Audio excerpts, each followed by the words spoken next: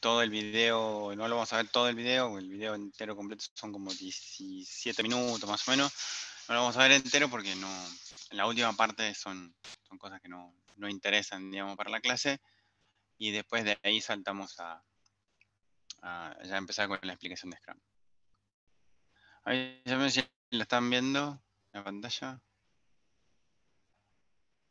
Sí, profe. Sí, profe. Buenísimo. El audio debería andar igual, así que...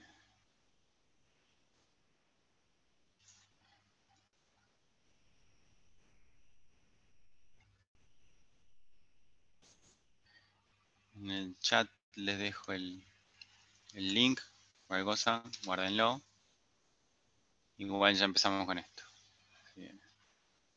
Preste mucha atención, está subtitulado, al igual que el otro, así que empezamos.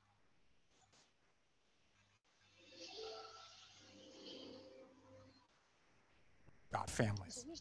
The last 50 years have seen a revolution in what it means to be a family. We have blended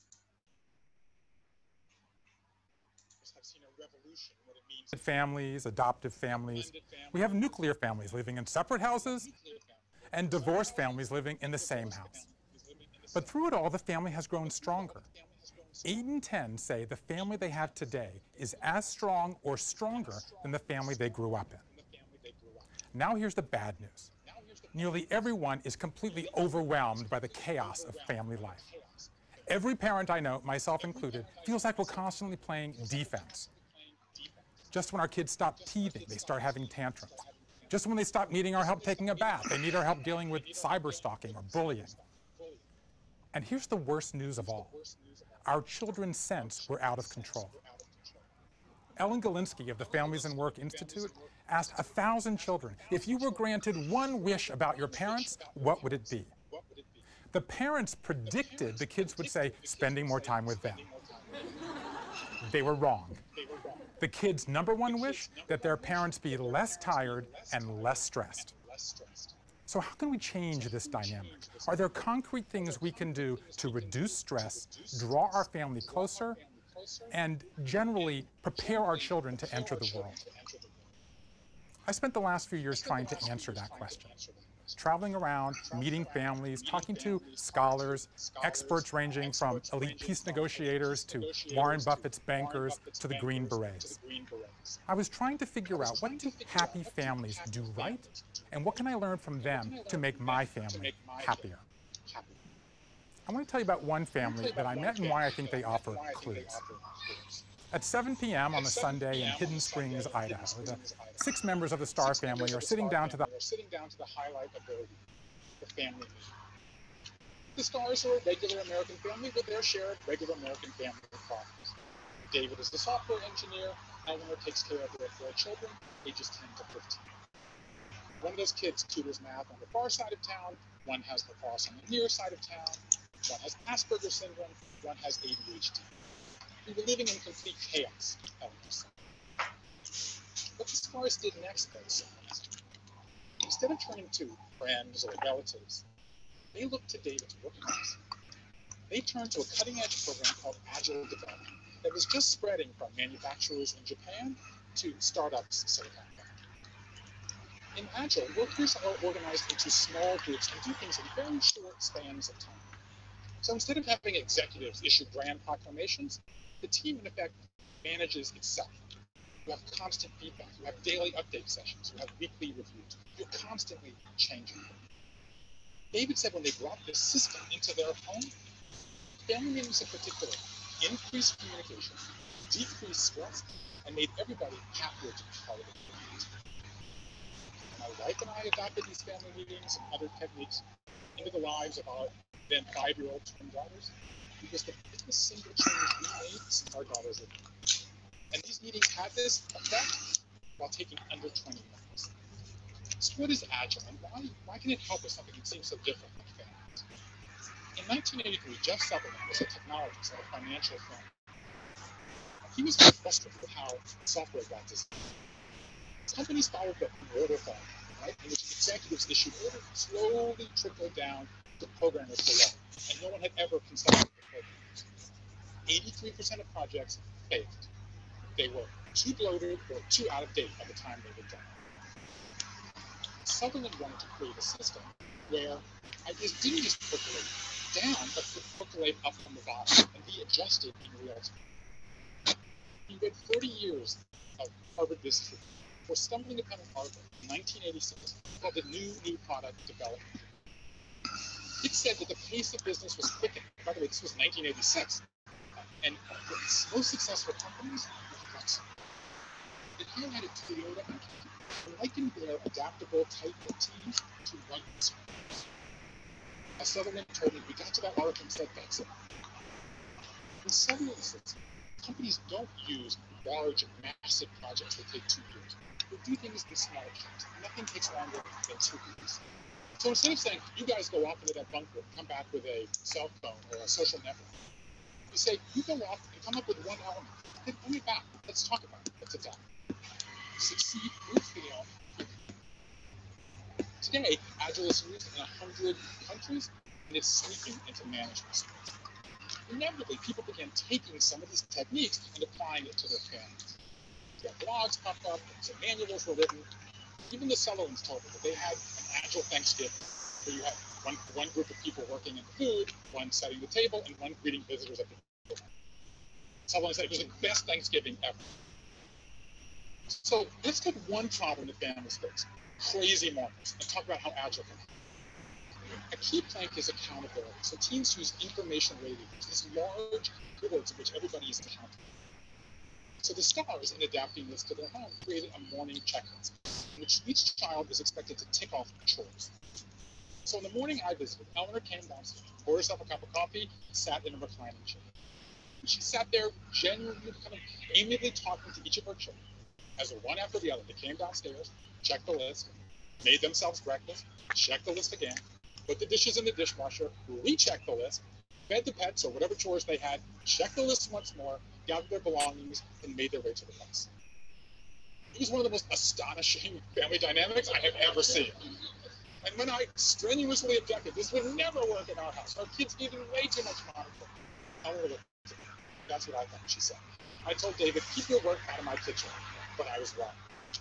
So I turned to David, so why does it work? He said, you can't underestimate the power of doing this. I made a chuckle. He said, in the workplace, adults love it, with kids, it's heaven.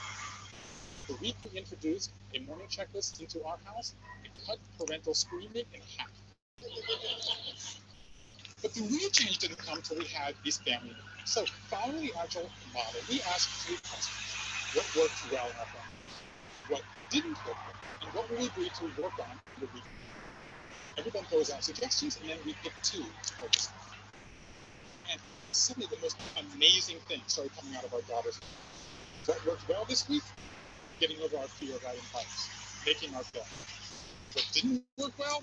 Our math sheets, or greeting visitors at the door. Like a lot of parents, our kids are something like Bermuda Triangles, like thoughts and ideas go in, but none ever comes out. I mean, at least not that are revealing. This gave us access suddenly to their innermost thoughts. But the most surprising part was when we turned to what are we going to work on the week ahead? The key idea of Agile is that teams essentially manage themselves. It works in software, and it turns out that it works with kids. Our kids love this process, so they would come up with all these ideas. Greet 5 visitors at the door this week, get an extra 10 minutes of reading before bed. Kick someone, lose desserts for a month. It turns out, by the way, our girls are little Stalins. So we constantly have to kind of dial them back. Now look, naturally there's a gap between their kind of conduct in these meetings and their behavior the rest of the week. But the truth is it didn't really bother us. It felt like we were kind of laying these underground cables that wouldn't light up their world for many years to come. 3 years later, the girls are almost 8 now, we're still holding these meetings. My wife counts them among the most treasured moments. So what did we learn? The word Agile entered the lexicon in 2001 when Jeff Sutherland and a group of designers met in Utah and wrote a 12-point Agile manifesto. I think the time is right for an Agile family manifesto. I've taken some ideas from the stars and from many other families I know. I'm proposing 3 planks. Plank number 1, adapt all the time. When I became a parent, I figured, you know what, we'll set a few rules and we'll stick to them. That assumes, as parents, we can anticipate every problem that's going to arise. We can. Great about the Agile system is you build in a system of change so that you can react to what's happening to you in real time. It's like they say in the internet, if you're doing the same thing today you were doing 6 months ago, you're doing it wrong. Parents can go, to me, adapt all the time means something deeper to me. We have to break parents out of this straitjacket. That the only ideas we can try at home are ones that come from shrinks or self-help gurus or other family experts. The truth is, their ideas are stale. Whereas in all these other worlds are these new ideas to make groups and teams work better. Let's just take a few examples. Let's take the biggest issue of all, family dinner. Everybody knows that having family dinner with your children is good for the kids. But for so many of us, it doesn't work in our lives.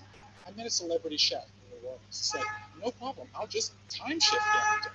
I'm not home, can't make family dinner, we'll have family breakfast. We'll meet for a bedtime snack. We'll make Sunday meals more important. And the truth is, recent research backs him up. It turns out there's only 10 minutes of productive time in any family meal. The rest of it's taken up with take your elbows off the table and pass the ketchup.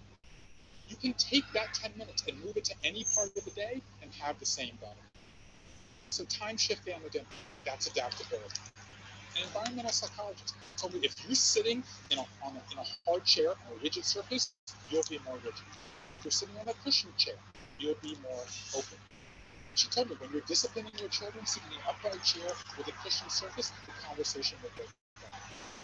My wife and I actually moved where we sit for difficult conversations because I was sitting above in the power position.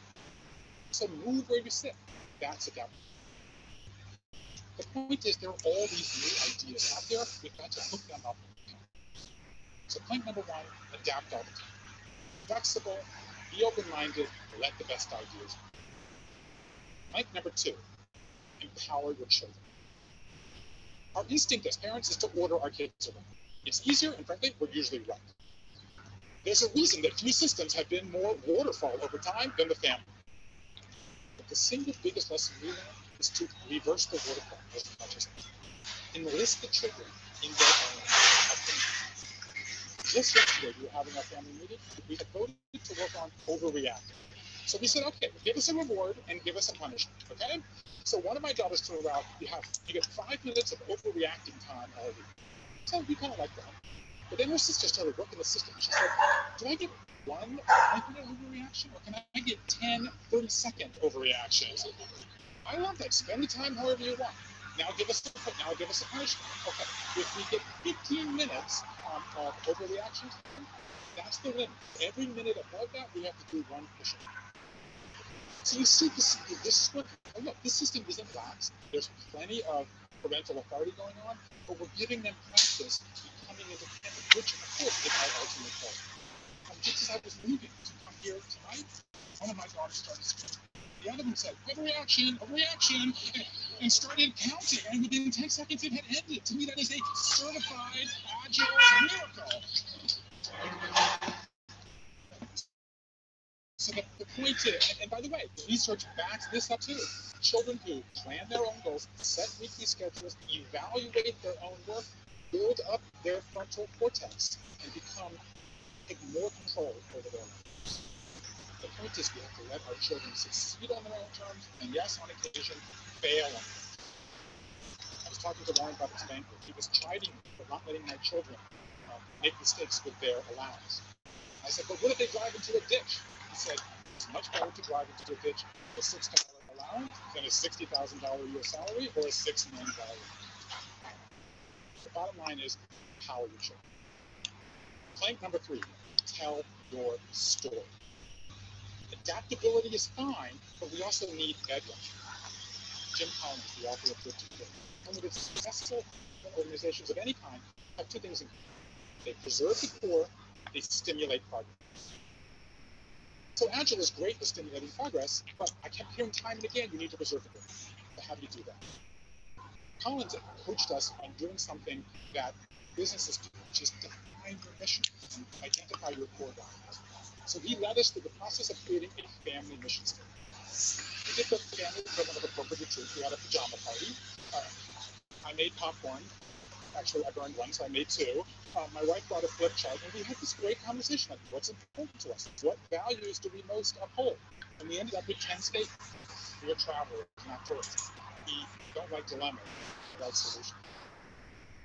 Again, research shows that parents should spend less time worrying about what they do wrong and more time focusing on what they do right. Worry less about the bad times and build up the good times. This family mission statement is a great way to identify what it is that you do right. A few weeks later, we got a call from the school. One of our daughters had gotten into a spat.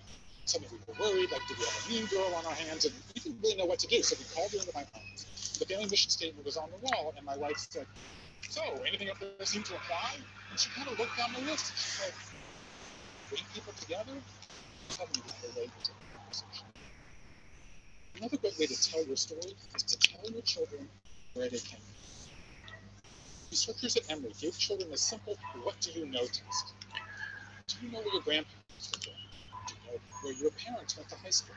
Do you know anybody in your family who had a difficult situation, illness that they overcame?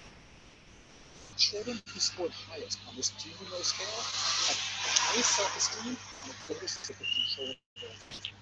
The do you know test was the single biggest predictor of emotional health and happiness. As the author of the study told me, children who have a sense of they're part of a larger narrative have greater self-confidence. So my final point is tell your story. Spend time retelling the story of your family's positive moments and how you overcame the negative ones. If you give children this happy narrative, give them the tools to make themselves happy. I was a teenager when I first read Anna Karenina.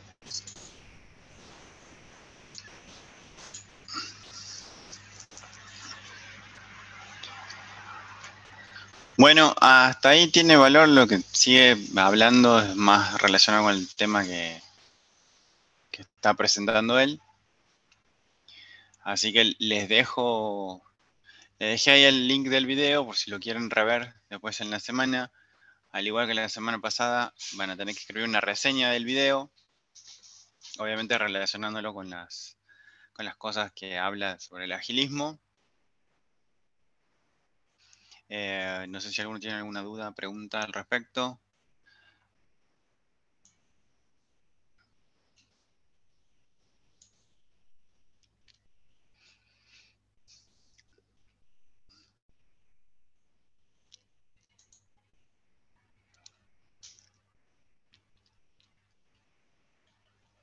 ¿Todo bien hasta ahí?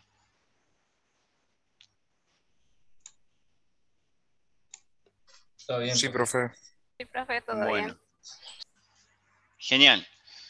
Bien, como tarea les había quedado leer los diferentes métodos ágiles que están posteados ahí en el aula virtual. Digamos, obviamente el más completo y el que más tiempo me va a llevar a explicar es Scrum, por eso arranco con eso. ¿Alguno le quedó alguna duda de los otros? Kanban, Lean o XP.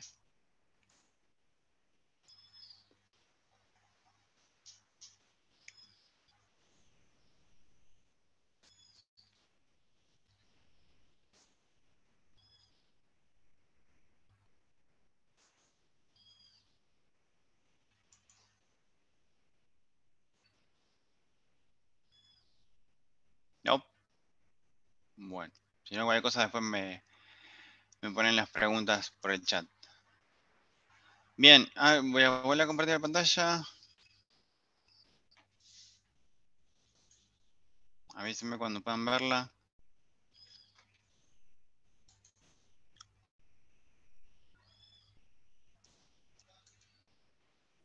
Ahí se ve, profe. Sí se ve, profe. Ahí se ve. Bueno, buenísimo. Bien. Voy a usar la clase de hoy para explicar Scrum.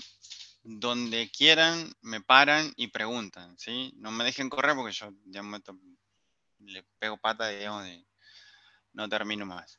Pero donde sea que necesiten, me paran y me hacen preguntas al respecto. La idea no es yo hable acá solo monólogos, sino que también me traigan preguntas o dudas o cosas que por ahí no entiendan, me paran en ese momento y me preguntan. No esperen que llegue hasta el final, ¿sí? Para hacer preguntas, pues después se van a olvidar qué me querían preguntar.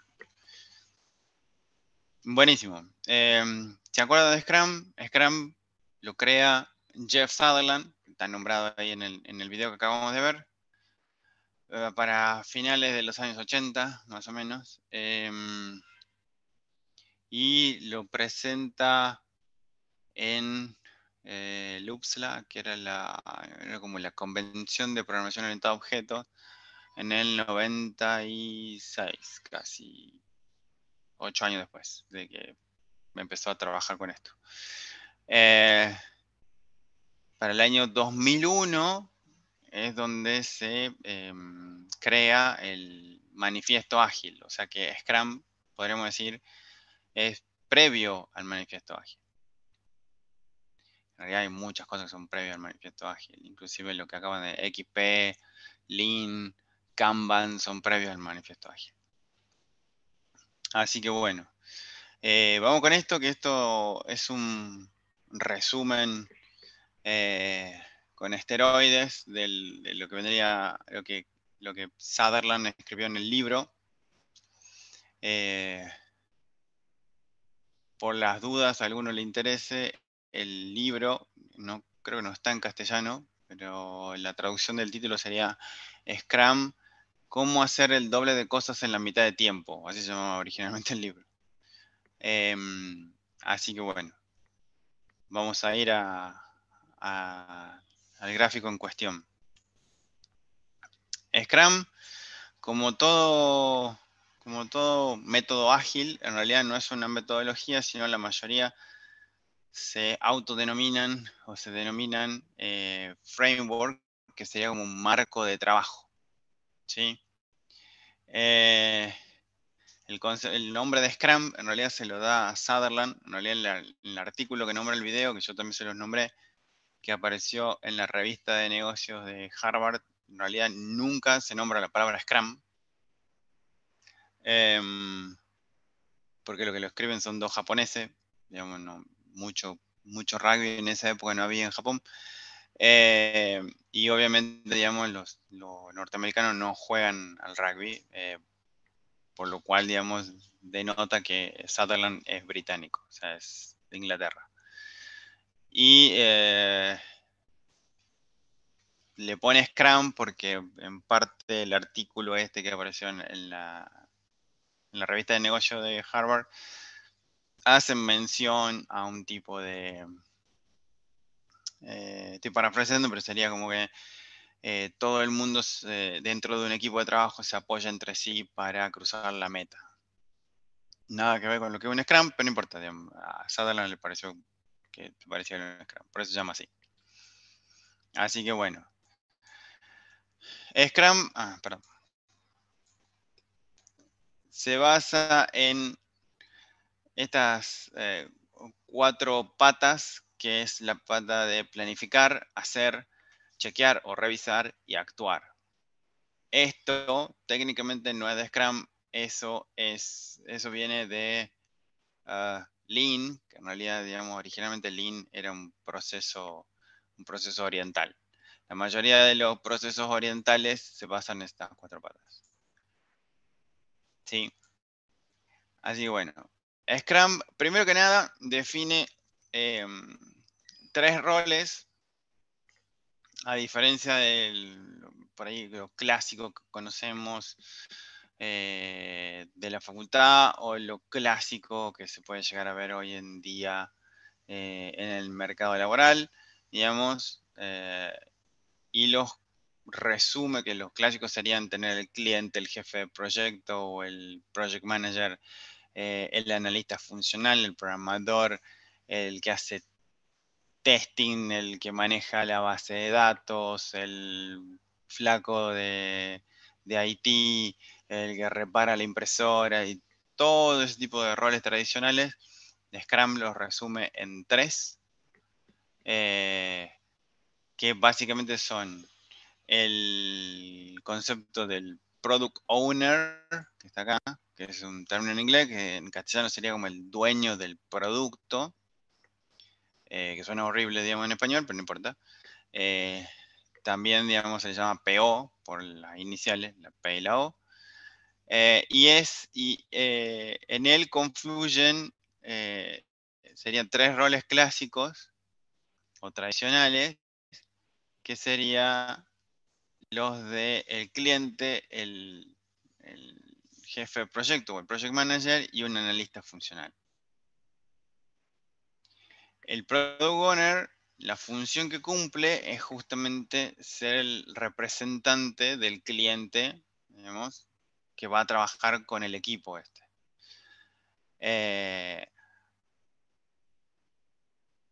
También es el que pone las fechas o pone, digamos, las fechas de entrega para cuando necesita el producto, cuestiones más operativas. Por eso se dice que en parte hace las veces de project manager o de jefe de proyecto. También cumple la función de especificar qué es lo que quiere. Entonces, en esa parte es como que también confluye ahí, digamos, las habilidades de un analista funcional, que es la habilidad de poder explicar qué es lo que quiere, y cosas por el estilo. En definitiva, digamos, las responsabilidades del Product Owner se basan en tener un backlog, que ya le voy a explicar qué es un backlog, es un artefacto de Scrum, que básicamente es una lista con, adentro Scrum le llama stories, o pueden ser tickets, digamos, o tarjetas, también se utiliza el término, donde se dice yo quiero tal cosa. Aquellos que sufrieron diseño de sistemas, esos tickets o esas tarjetas adentro son muy similares a un caso de uso. ¿Sí? ¿Se acuerdan lo que era un caso de uso? Siguen dando caso de uso. Y esa lista de cosas, digamos, está dentro de su responsabilidad en tenerla ordenada por prioridad, o sea, qué es lo que más quiere que se haga primero y de ahí para abajo. Y obviamente confluyen también algunas cuestiones económicas o financieras, como saber cuánto me cuesta cada cosa, o cuánto tiene que invertir, o si puede agrandar el equipo o no puede agrandar el equipo, etcétera, etcétera. Que tiene que ver con manejar el presupuesto, digamos, de lo que hay para hacer el proyecto en sí o para desarrollar el software en sí mismo. También es el encargado de decir si le gustan las cosas o no, jugando su rol como cliente. Pues obviamente el equipo de desarrollo está haciendo las cosas por un cliente, él hace las veces de cliente y dice si le gusta o no, da su opinión, feedback, ¿sí? Entonces tenemos ahí, digamos, el primer rol de Scrum explicado, el del Product Owner o el PO. ¿Dudas, preguntas hasta acá? No, profe. No, profe. No. Bien. El segundo rol que aparece en Scrum es un rol medio raro. Usualmente las otras metodologías o los otros marcos de trabajo no lo tenían, o no lo tienen, en realidad, que es el concepto de Scrum Master. Si se fijan, digamos, acá en el gráfico, el Scrum Master viene una sola flecha, que viene del rol clásico del jefe de proyecto o del project manager, y ninguna flecha más. ¿Por qué? Porque este es un rol que podríamos decir que es muy propio de Scrum. El Scrum Master es una persona que trabaja con el equipo, no es el jefe del equipo, por eso no conlleva el nombre de jefe de nada. Es una persona que conoce la metodología o conoce Scrum, digamos, todas sus variantes. Es una persona que usualmente se entrena en conceptos de Scrum y trata de implementarlo siempre de la mejor manera posible. es alguien que trabaja a la par del Product Owner, no como Product Owner, no como PO, sino como alguien que lo ayuda al PO a entender, por ejemplo, no sé, capaz que el PO dice, yo quiero que hagan esto primero y esto después, y el Scrum Master en su conocimiento, su pata de conocimiento técnico le puede decir, no, mira, tenés que hacer primero B y después A, porque hay una dependencia entre uno y otro. Entonces lo ayuda, digamos, a priorizar mejor, digamos, al PO. También es aquel que está atento a los problemas que pueden surgir adentro de un equipo, los cuales recae en él la responsabilidad de solucionar ese tipo de problemas. Usualmente estos problemas usualmente tienen que ver con, no sé, necesito preparar un servidor, o necesito conseguir, no sé, una mejor laptop, o tengo que pedir una base de datos de prueba, donde eso a los miembros de los equipos se lo exime de andar haciendo eso, sino que se concentran en lo que tienen que hacer, y ese tipo de gestiones más burocráticas, por así decirlo, digamos, terminan siendo parte del rol del Scrum Master. También el Scrum Master trabaja como de proxy del equipo, en el sentido de que, digamos, si alguna persona de la organización necesita hablar con alguien del equipo, usualmente tienen que ir a través del Scrum Master, porque la idea es que a la gente que está trabajando en el equipo se la interrumpa lo menos posible. ¿Sí?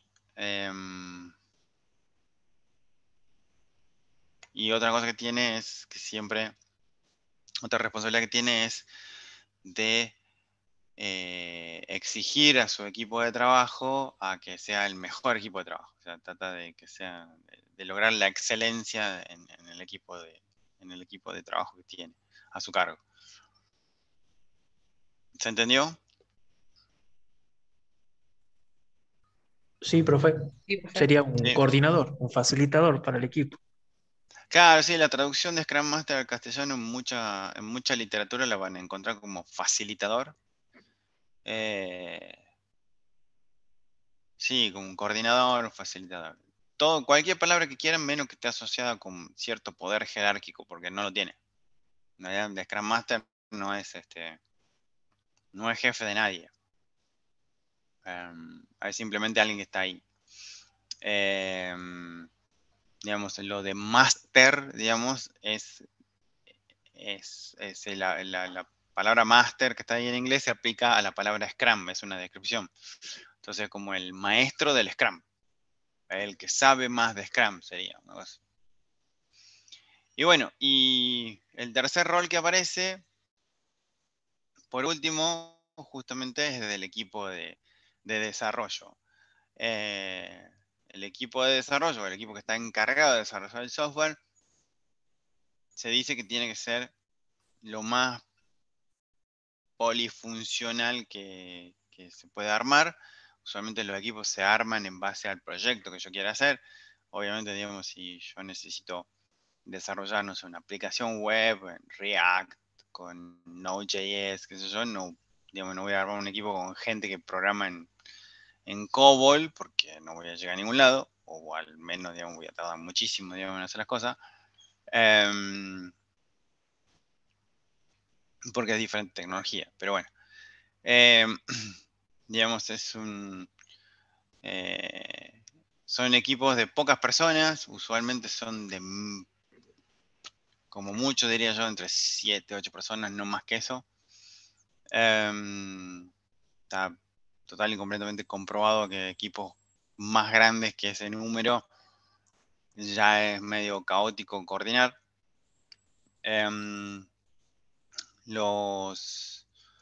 Los equipos de Scrum usualmente, como no tienen jefe, entonces se auto-organizan.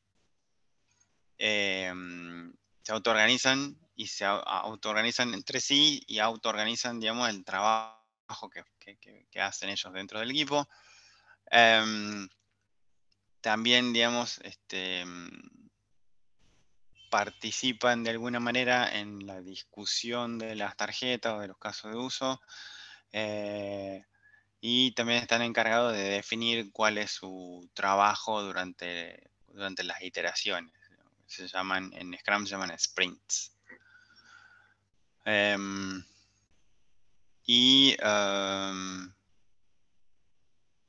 También son responsables de, cada vez que termina una iteración o sprint, de mostrarle o mostrarle al PO, digamos, lo que produjeron durante esa iteración. ¿Sí? ¿Se acuerdan de los 12 principios? Preferible software funcionando. Entonces la idea es justamente mostrarle software funcionando. ¿Duda o pregunta hasta acá acerca de los equipos de desarrollo? Adentro van desarrolladores, tester, administrador de base de datos, lo que usted quiera poner, lo ponen adentro.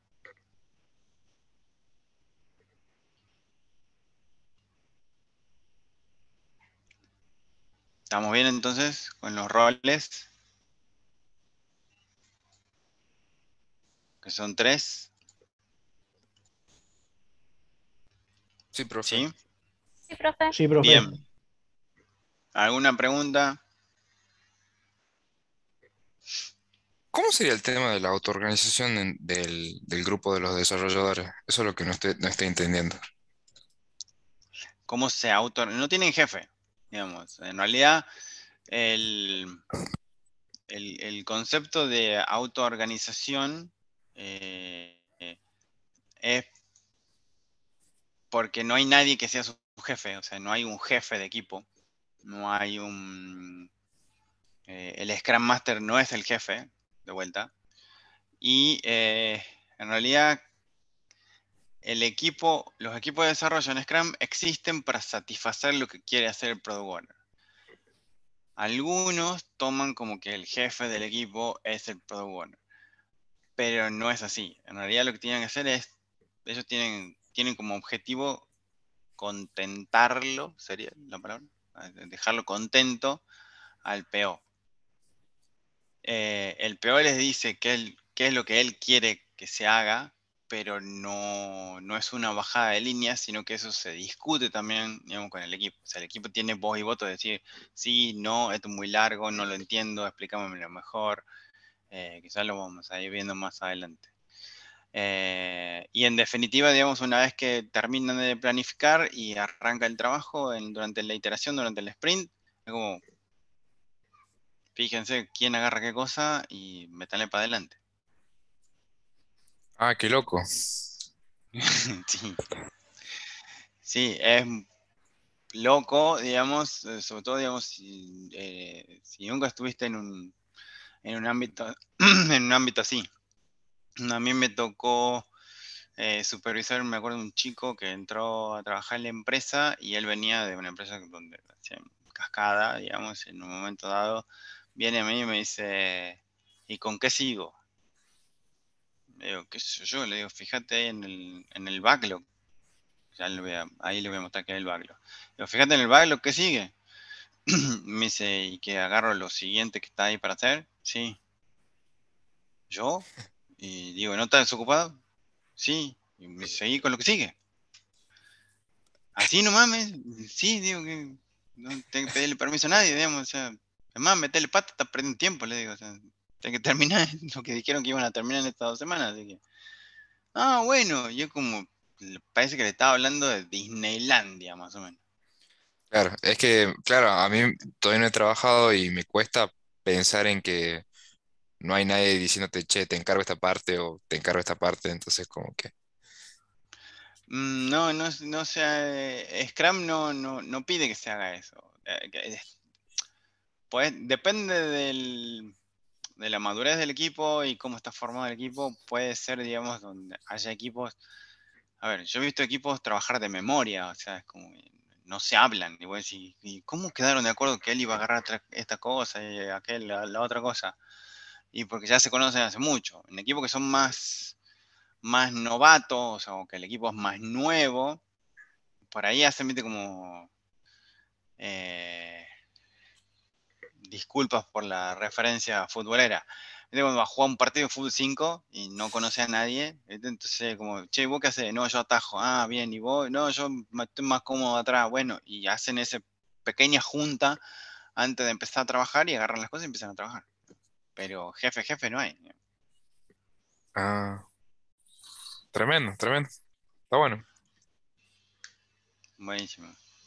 ¿Alguna otra pregunta? ¿Alguna otra duda? Profe. Sí, diga. Y, por ejemplo, o sea, con el tema de agarrar algo del backlog, Ujú. y que es como, pero uno agarra dependiendo de lo que sabe, o... No, no. No, vos tenés que agarrar lo que sigue, no lo que sabes. O sea Porque que tenés pues que el backlog después... tiene un orden de prioridades. Que ahora justamente acá en el gráfico este que está acá abajo ya lo voy a explicar. El PO te da las cosas en un orden de prioridades. Vos no podés agarrar la última, porque no sé, es lo que sabés hacer. ¿Sí? ¿Por qué? Porque en definitiva es lo que menos le importa. Y el equipo siempre tiene que estar trabajando en la siguiente cosa que más le importa al PO. O sea que uno para desarrollar ya tiene que buscar, y por eso habla del ser independiente. A eso quiere decir de que busca la solución uno mismo a pesar de que no sabe hacerlo. O- Sí, o sea, es una realidad. Lo que vos estás planteando es una realidad. O sea, vos estás en un equipo y capaz que la tarea que sigue, vos no tenés idea cómo se hace. Pero justamente por eso trabajar en un equipo. O sea, vos podés agarrar y hablar con tus compañeros de equipo, decir, che, alguien sabe qué hay que hacer acá, me pueden explicar. Entonces, tus compañeros de equipo, digamos, como buen equipo que son, te van a ayudar a vos a que vos la puedas hacer.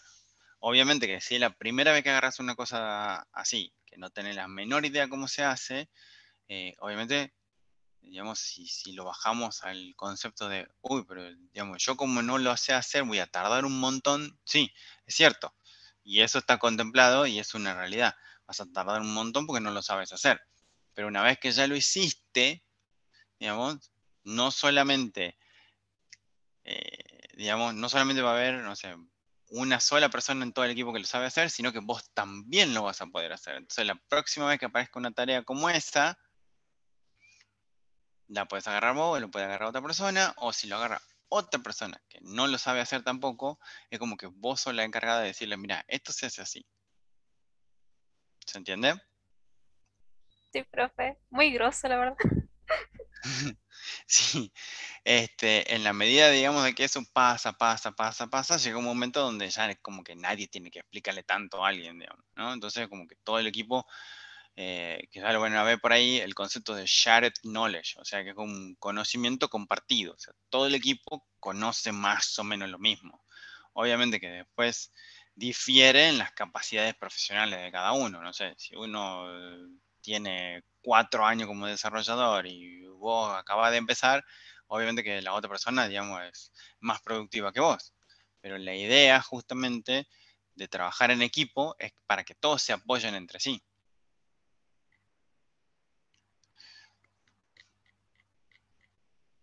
Si cada uno agarraría lo que sabe hacer, eso se llama especificidad del trabajo, es como que vos nunca podrías crecer profesionalmente. ¿Se entiende? Claro. Es como que yo sé hacer esto, entonces yo siempre lo agarro yo y y el día que me enferme yo que lo sé hacer, ¿qué hacemos? Nos quedamos todos mirando en el equipo así, bueno, hay que esperar que venga el flaco este porque digamos, si nos quedamos todos mirando el techo. También tiene ese sentido, digamos.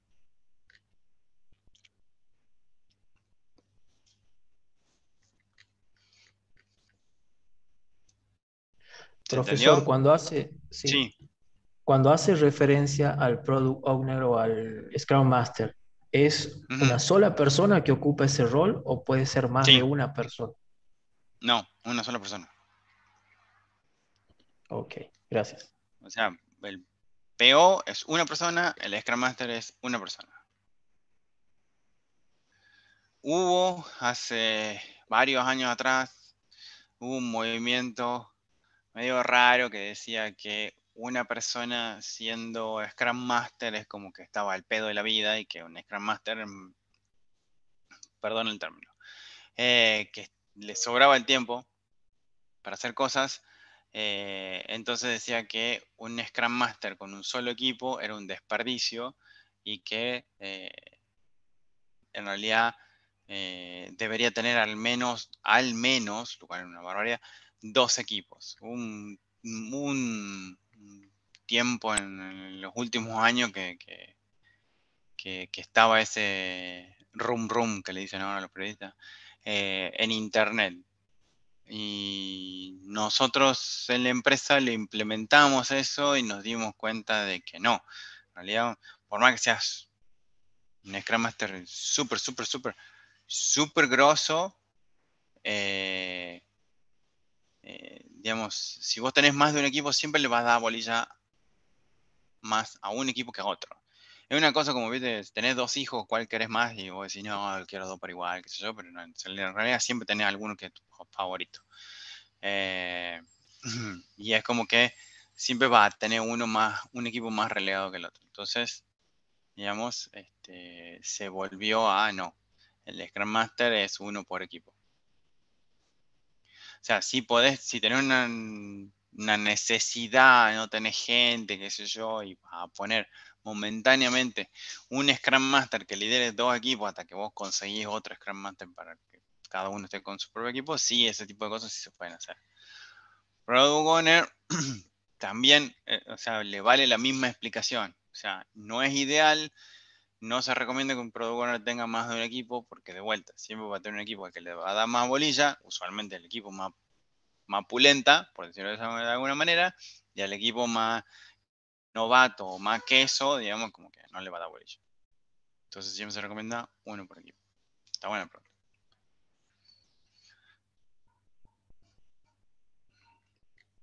¿Alguna otra pregunta?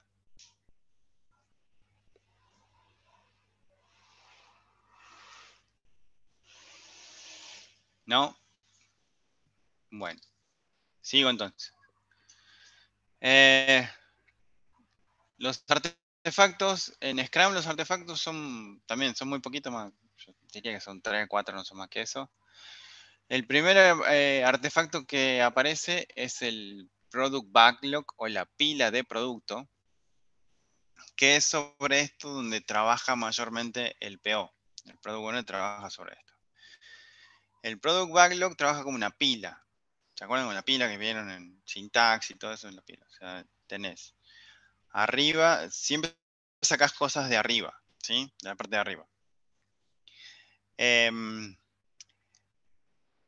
Típicamente, no es en ese tamaño que se ve ahí en la imagen, pero típicamente, digamos, los que están más al fondo de la pila son como ideas mucho más rústicas de algo que querés hacer. Y a medida que vas subiendo en la pila, es como que tenés ideas o tenés tickets o tarjetas mucho más refinadas y mucho más acabadas y mucho más con, digamos, como que los requerimientos están más claros arriba. ¿Sí? La pila siempre evoluciona de abajo para arriba. Lo que está más arriba es lo que está como listo para ser trabajado, por decirlo de una manera. Y lo que está más abajo, que usualmente por eso se le llaman épicas, es una idea, es como una épica, de como quiero un avión. Eso es una épica. Porque vos decís, ¿con eso puedo trabajar? No, el equipo con quiero un avión no va a poder trabajar. En realidad tenés que agarrar y esa idea épica, dividirla en tarjetas de, bueno, no sé, necesito fuselaje, estos motores, estas alas, y eso lo va trabajando a medida que pasa el tiempo y a medida que vas definiendo cosas, va como subiendo, haciendo el bubble up, ¿sí? ¿Se acuerdan del bubble up? Y de esa manera, digamos, el Product Owner va preparando lo que sería el trabajo siguiente o el trabajo para la siguiente iteración que tiene el equipo. ¿Se entiende cómo funciona? Sí, profe. Sí, profe. Buenísimo. De acá pasamos al otro artefacto, que en realidad es más o menos lo mismo, es el Sprint Backlog. O sea, ¿qué es el Sprint Backlog? Es el backlog que se va a trabajar durante la iteración. Vos tenés fíjense que dicen user story, que sería como caso de uso o historias de usuario, digamos, son estas tarjetas, donde se ordenan por prioridad. Ven que figura acá, Story 1, 2, 3, 4, está puesta de arriba para abajo. Bien. Y en esa discusión que tienen con el Product Owner, y acá entra la parte donde yo le decía que el equipo también participa de esto, el equipo va desglosando qué es lo que tiene que hacer en esos pequeños tarjetitas amarillas, ¿sí? Que usualmente se les llaman como task, o sea, como tareas. Como, bueno, hay que hacer esto, hay que hacer esto, hay que hacer... Y esa subdivisión o esa atomización, digamos, del caso de uso, del user story, en tareas más pequeñas, también eso es un esfuerzo que hace todo el equipo, sin importar quién vaya a agarrar la tarea. ¿Sí? Simplemente es decir, bueno, para hacer esto hay que hacer primero esto. Y ahí se utiliza este concepto que yo le decía recién, digamos, de conocimiento compartido. Por más que yo no lo haga, yo sé que para hacer ese user story, no sé, tienen que crear una tabla. Acuérdense que tienen que crear esta tabla. Y que tienen que, no sé, saquen la página web, saquen el template de tal lado. La plantilla la usan de tal lado y es parecido a esto. Entonces van creando como una serie de pasos genéricos, digamos, ¿no? O sea, tampoco son tan específicos, digamos. Bueno, tampoco hay tanto tiempo para dedicarle a desglosar todo tan específico, porque si no, digamos, se pierde también el ingrediente de espontaneidad y de creatividad que tiene que haber en un equipo. Una vez que se tiene eso, se tiene definido el Sprint Backlog, que es el User Story más este desglose de tareas que aparece.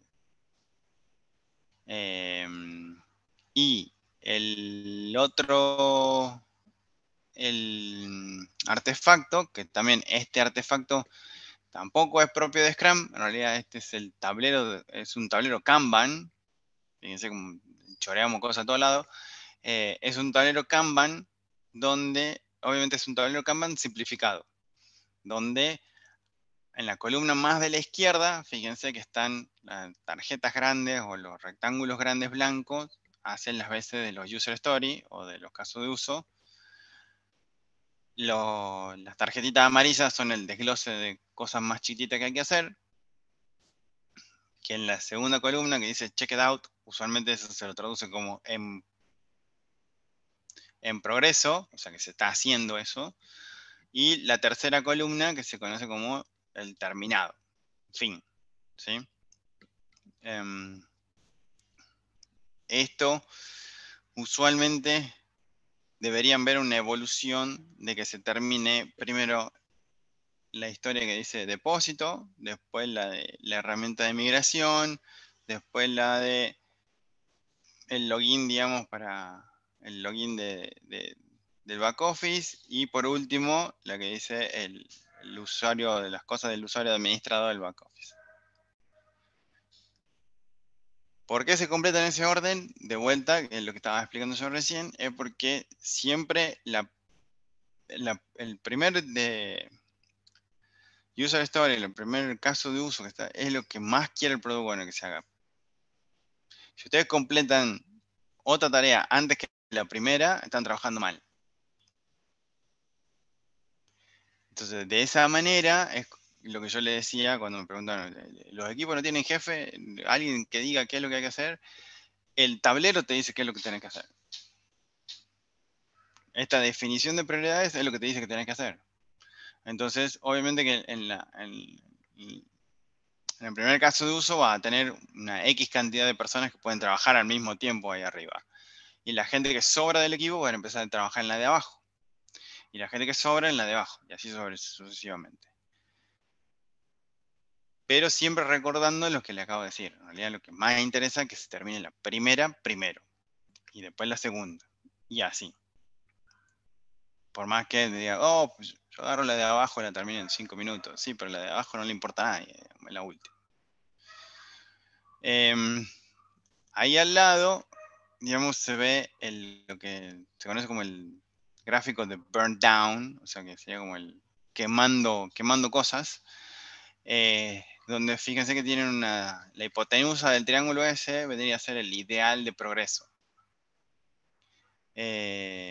Y la línea gris va mostrando la realidad del progreso.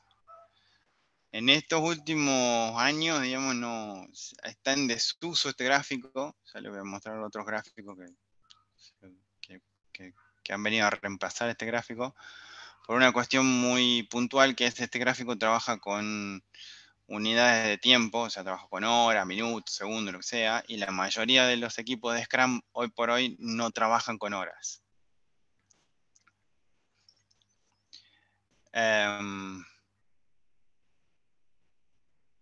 Acá abajo hay digamos, el que dice next sería como qué es lo que sigue en el product backlog, que es decir, para qué estoy viendo lo que sigue en el product backlog.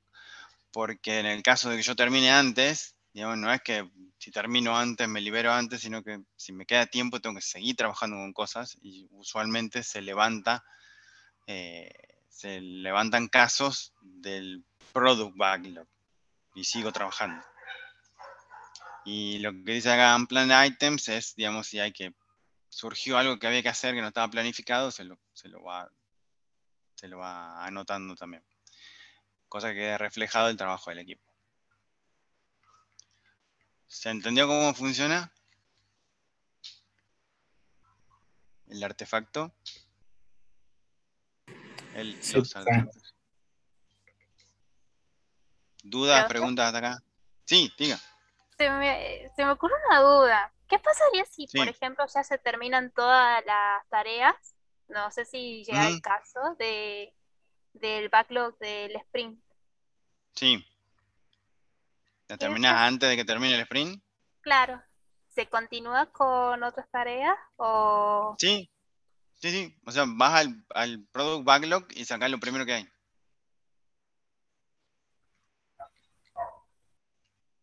Lo metés adentro del sprint backlog y lo trabajas. perfecto, profe? Gracias. De buena. Profe, ¿y cómo se evalúa el desempeño del equipo del team? ¿Cómo se O sea, evalúa el desempeño del team? claro, o sea, ¿cómo sé si están trabajando eficientemente o si se están demorando más de tiempo en un check-it? No sé si Eh, me explico. sí, sí, es una buena pregunta. En realidad estoy pensando cómo responderla que no me lleve 2 horas. Responder la pregunta. En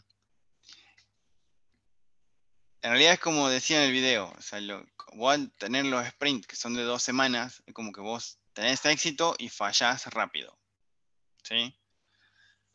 Vos empezás los sprints con la reunión de planificación, donde está el product owner te dice, mire, yo quiero que hagan esto. Y al final del sprint, digamos, que ya lo voy a mostrar, tenés la reunión que se llama de review, de revisión, donde el equipo le muestra al product owner lo que él pidió que haga, ¿sí? Una medida de éxito del equipo es que el product owner esté contento, que es lo que dije recién, también en la diapositiva anterior. Que esté contento y que vayan avanzando en la medida que el product owner necesita las cosas. También hay una realidad que muchas veces te aparecen problemas, qué sé yo. Lo más importante de todo esto es que todo esto se basa en un principio de honestidad y visibilidad. El product owner está viendo lo que ustedes hacen. Y también, digamos, el product owner negocia con el equipo al principio de cada sprint qué es lo que el equipo va a hacer. ¿Sí? Usualmente, y esta respuesta que te acabo de dar, mucha gente la toma como una venta de espejitos de colores.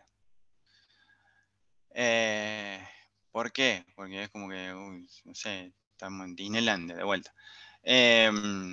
Somos todos felices, nos abrazamos las manos. No, no. O sea, muchas veces esas discusiones o esas negociaciones, digamos, son duras también.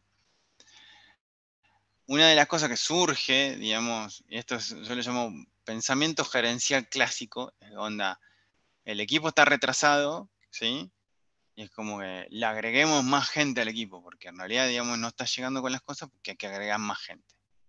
Bien, eso es un error grande como una casa y ya está probado largamente, digamos, por un montón de libros de gerencial, por un montón de libros, sobre todo, digamos, lo que es desarrollo de software, un montón de libros de desarrollo de software, que si no lo escucharon es como que se usa la analogía o la metáfora esta de para ser un ser humano necesito 9 meses, ¿sí? Si lo quiero más rápido, o sea, quiero un ser humano en un mes, pongo a 9 mujeres embarazadas en línea, digamos. Como, no funciona así. Hay cosas que tienen sus etapas y hay que hacer las etapas. Solamente cuando a un equipo de trabajo le agregas más gente, en vez de acelerar las cosas, las haces más lentas porque generan más caos. Entonces, uno de los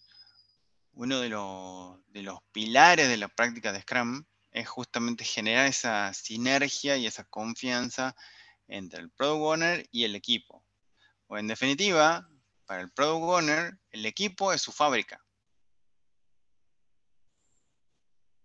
Entonces, digamos, si vos estás descontento con tu fábrica, ¿qué va a hacer? O sea, echás todo de la fábrica. Bien, ¿quién te va a fabricar algo? Pues no hay nadie, digamos. Entonces, hay que generar eso y hay que trabajarlo. Obviamente que esto es muy alto nivel. Hay un montón de otras medidas que te puedo explicar, pero ya te lo voy a explicar más adelante cómo se hace.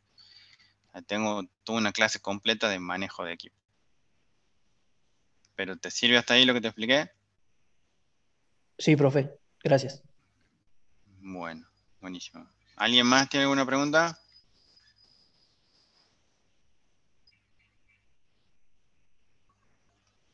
¿Qué Bien. nombre tendría este artefacto, profe? Este artefacto es el tablero. Ah, ok. O sea, en inglés sería the board. Digamos, que de vuelta, en realidad es un Kanban board. Es un tablero de Kanban, nada más que está adaptado, está sobresimplificado para usarlo en Scrum. Pero es un tablero. Profe, Sí, diga. una consulta aquí en el tablero en Checked Out. ¿Ya está implícito que está testeado lo que se hizo ahí o habría que agregar una columna para el testing? Buena pregunta. No. En Scrum incorpora esta cosa de terminado. Cuando está terminado, está terminado. Significa que no hay ninguna cosa más por hacer después de terminado. Bien. ¿Por qué? ¿Por qué es eso? Porque en Scrum, digamos, uno de los principios de Scrum es entregar software funcionando, digamos, que agregue valor, o sea, toma los principios del manifiesto ágil, por decirlo de alguna manera, pero también son cosas que vos terminás, o sea, ya lo vamos a ver en el gráfico siguiente, creo, que era el gráfico siguiente. Sí, acá está el proceso, digamos. Ven que acá hay una cajita al final del proceso. ¿La ven? Sí. Parece una cajita. Es como una cajita, como un producto embalado, digamos, ¿no? Bien, uno de los principios más básicos de Scrum es que lo que sale del sprint, y esto tenía un nombre en inglés que era re enredado, tenía que ser un potentially, era un incremento de producto potencialmente puesto en producción. Significa que lo que vos sacás del sprint no puede ser cosas a medias. Tienen que ser cosas terminadas. Terminadas, onda, terminadas. Claro, o sea, Lo ya cual, testeada. exactamente, sí. Sí. Pues te digo, está implícito el testing. Es como que, no es que esté implícito, es como, se da por hecho de que si vos estás haciendo software, digamos, lo tenés que testear. Entonces, dentro de la producción del software está incorporada la parte de testing, de alguna manera. Pero no te la va a separar. O sea, en ningún momento Scrum te dice, primero hace el desarrollo y después hace el test. No, te dice, vos tenés lo que te pide el PO, vos dámelo al final. andando. ¿Sí? Sí, profe. Bien. Está buena la pregunta, porque uno de los típicos errores por ahí de equipos novatos o equipos nuevos que empiezan a trabajar con Scrum es justamente al tablero le genera una columna más que la parte de testing. Está mal. Porque en realidad lo que estaba haciendo un mini cascada dentro de un sprint. Que también ya voy a hablar de testing de software de manera ágil. Cambia bastante el paradigma de lo que por ahí le dieron a ustedes de cómo se testea software. Bien, entonces acá lo que se ve es el método, o sea, Scrum en método. ¿Cómo funciona? Tienen acá la pila alta, el Product Backlog, ¿sí? De ahí pasan a esta pila más chiquitita, que es el Sprint Backlog, y de acá se meten en un, fíjense, no se nota mucho, pero es como una cajita de cristal, donde trabajan de 2 o 4 semanas, y, digamos, sale el incremento de producto potencialmente puesto en producción, ¿sí? Y donde acá se muestra, digamos, también se incorporan lo que son las ceremonias de Scrum, que es lo siguiente que vamos a ver. ¿Sí? Las ceremonias de Scrum son las reuniones de Scrum, que en definitiva son las únicas reuniones obligatorias que hay, digamos, dentro de un sprint. Están reducidas al mínimo. ¿Sí? ¿Todo bien hasta ahí?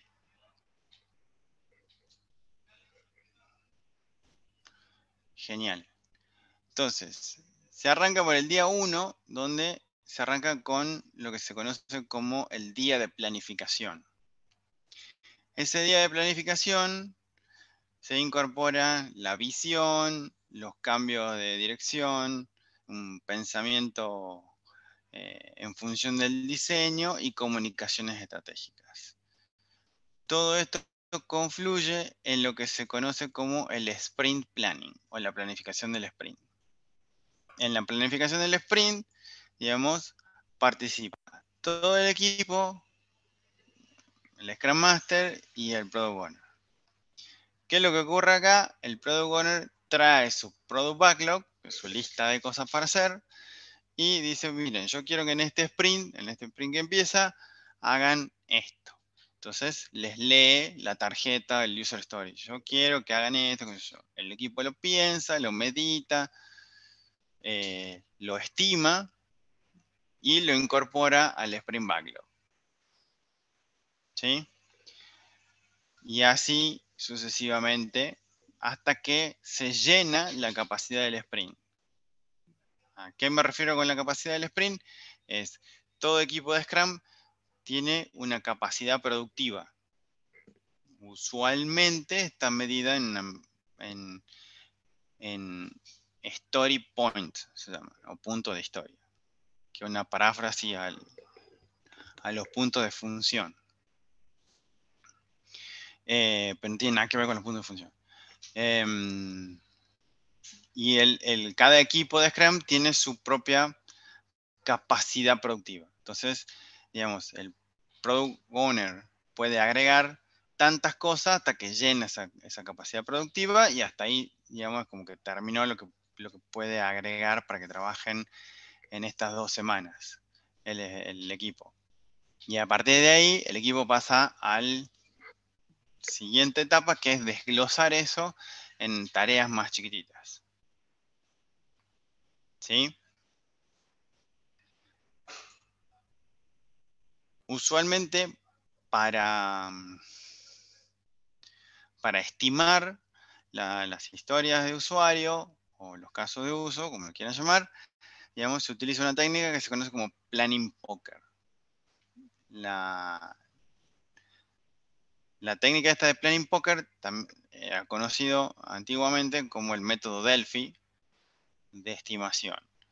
Se utilizan cartas, como ven que tienen ahí los muñequitos, que tienen pseudo serie de Fibonacci. Se arranca en 0, 1, 2, 3, 5, 8, 13, 20, 40. Ahí se rompe la serie de Fibonacci. 40 y 100. Y con eso van ponderando el esfuerzo que le llevaría al equipo a hacer cada una de las historias de usuario. ¿Se entendió hasta ahí?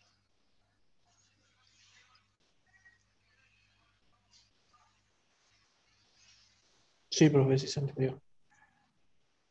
¿Sí? Esto me lleva centurias de explicarle a la gente que labura, digamos. ¿Quedó claro lo que acabo de decir? O sea, ¿cómo va la reunión? Bueno, acabo de introducir como 3 o 4 conceptos bien revolucionarios. ¿Se entiende la dinámica? Viene el Product Owner, trae su lista de cosas para hacer, se las presenta al equipo, a todo el equipo, se las lee él, se las explica, el equipo la entiende, o sea, entiende lo que le están explicando que tienen que hacer, y pasan a estimar esa tarjeta usando esta técnica, ¿sí? Que no es tiempo.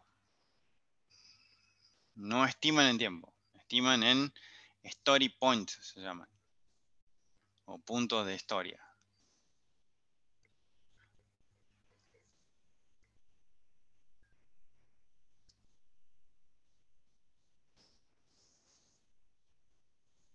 ¿Dudas, preguntas?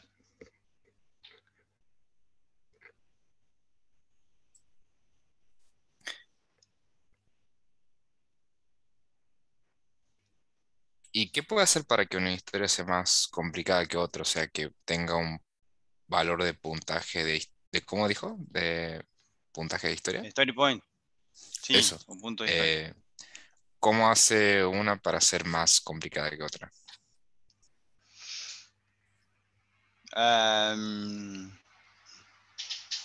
¿Qué hace que una sea más complicada que otra?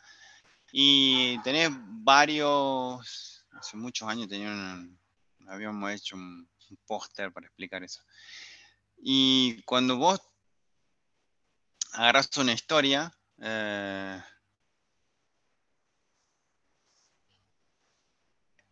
tenés varias cosas, digamos, para considerar. Primero, en la historia en sí, o sea, que es lo que está pidiendo.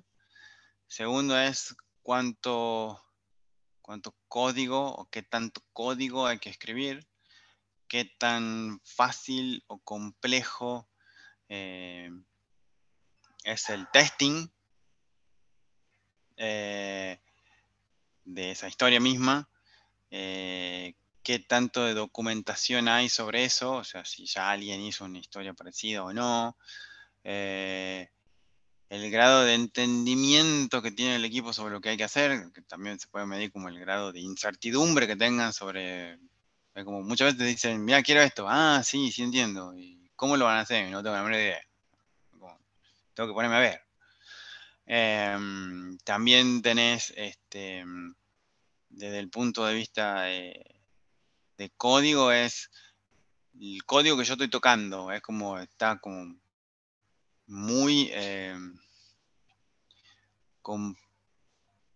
o sea, está aislado, es un código que funciona solo para una función sola, o es una parte media core, o sea, media del núcleo, y en realidad es una funcionalidad que usa todo el sistema por completo. Entonces, digamos, si yo me equivoco en meter mal el dedo en el código ahí, en realidad le rompo todo a todo el mundo.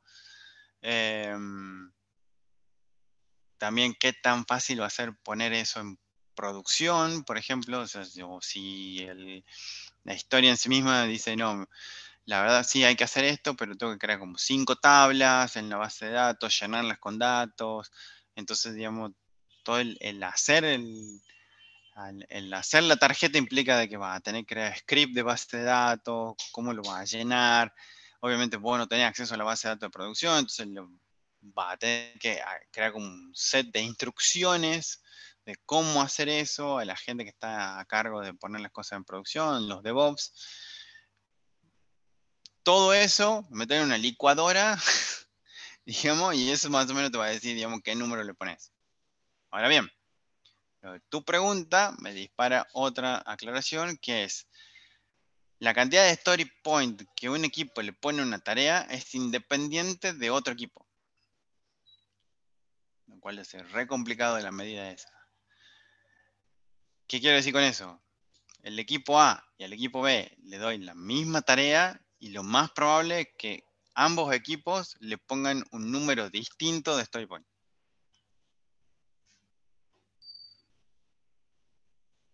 Claro, es subjetivo. Es subjetivo al ámbito del equipo. Sí. Claro, sí se entiende. Fíjate que todas las cosas que yo nombré que vos metés para considerar cuántos story points le vas a poner a una tarea en particular, nunca hablé de tiempo. Ni tampoco hablé de qué tanta experiencia tiene el desarrollador que la va a agarrar, porque a priori no sabes quién la va a agarrar.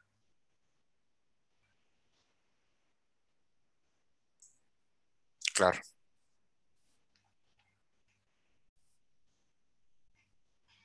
¿Todos entienden esto?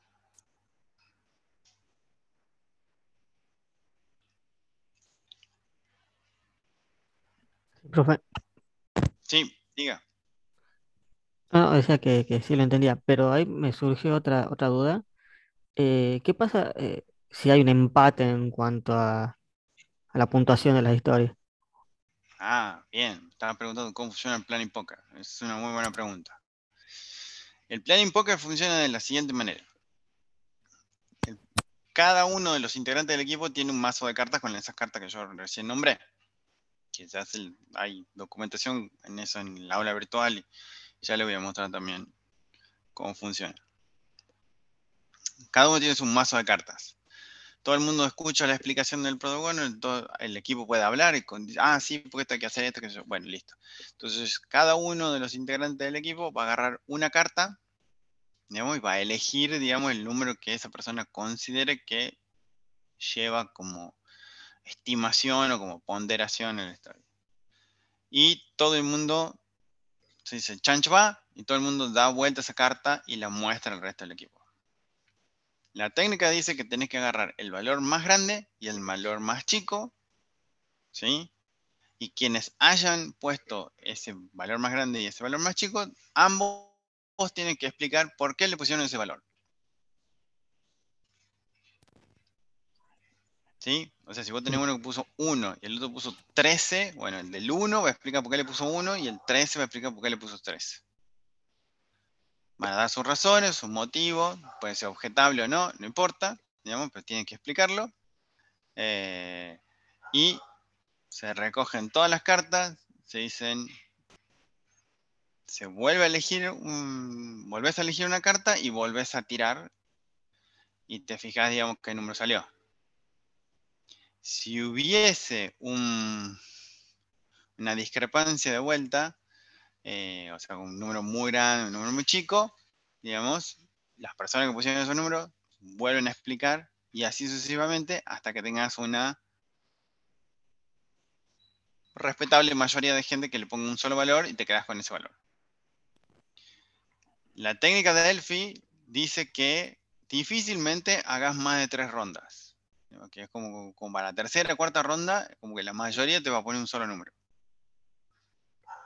Y ese número es. Claro.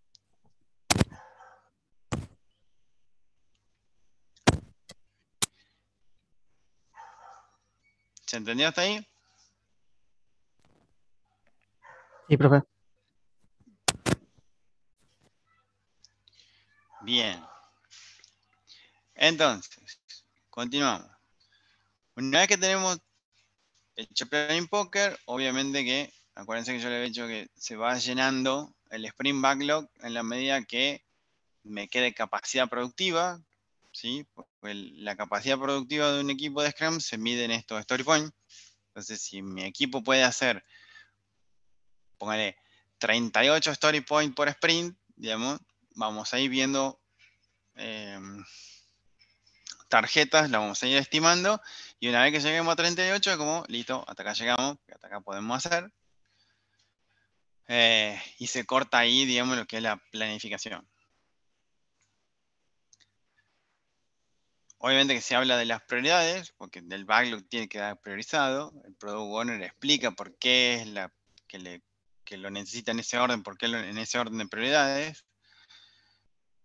El equipo tiene que estar constantemente sabiendo en qué estado está el producto, o sea, en qué parte o en qué lugar del desarrollo del sistema o del producto entero estamos parados.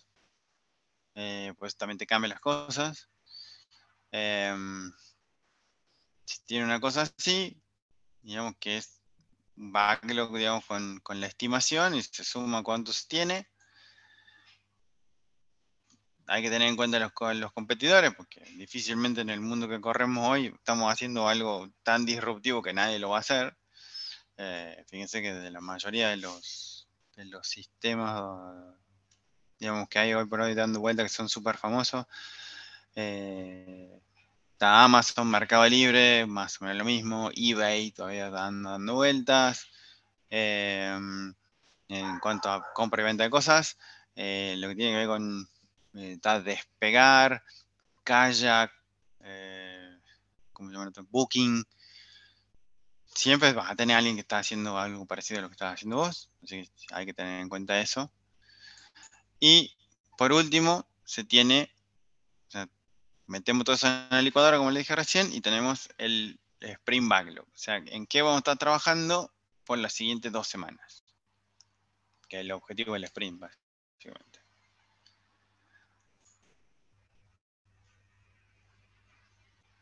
Eso pasa en el primer día. En realidad eso le lleva medio día, digamos, hacer toda la planificación esa.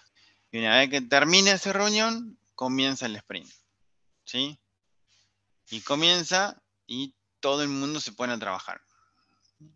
Y por eso acá salen corriendo todo, digamos.